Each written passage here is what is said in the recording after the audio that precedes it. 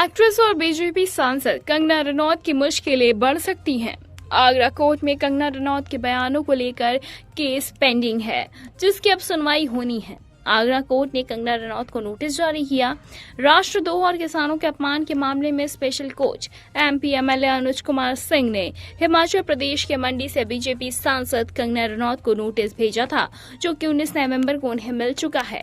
Agra court में कंगना रनौत के पहले दिन गए बयानों को लेकर याचिका दाखिल की गई है और जिसमें अब 28 नवंबर की सुनवाई होगी। कंगना रनौत के खिलाफ दाखिल करने वाले आगरा के वकील रमाशंकर शर्मा ने बताया कि कंगना रनौत ने दिल्ली बॉर्डर पर अगस्त 2020 से दिसंबर 2021 तक केंद्र सरकार के लगाए गए काले कानूनों के विरोध में धरना देने वाले लाखों किसानों के लिए अभद्र कमेंट किए थे। उन्होंने कहा कि वहां पर हत्याएं हो रही थी, बलात्कार हो रहे थे और अगर उस समय देश का नेतृत्व मौजूद और मजबूत नहीं होता तो बांग्लादेश जैसे हालात पैदा हो जाते। इसके अलावा कंगना रनौत ने 17 नवंबर 2021 को राष्ट्रपिता महात्मा गांधी के खिलाफ भी एक कमेंट किया, जिसमें कहा था कि गाल पर चाटा खाने से भीख मिलती है, आजादी नहीं। और 1947 में जो आजादी मिली है वो महात्मा गांधी के भीख के कटोरे में मिली थी।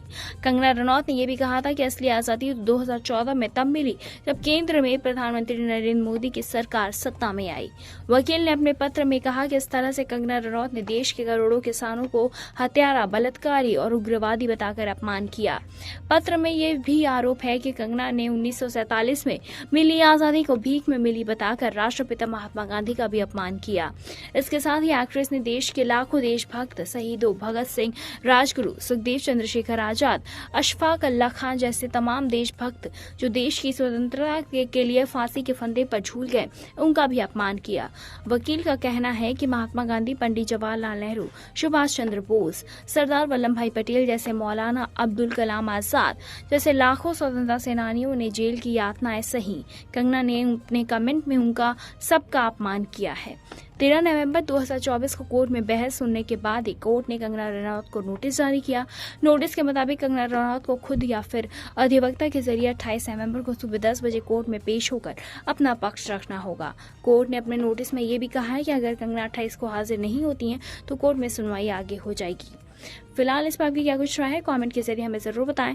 ऐसी तमाम लेटेस्ट खबरों को जानने के लिए जुड़े रहे हमारे साथ और देखते रहे नेक्स्ट सन लाइव।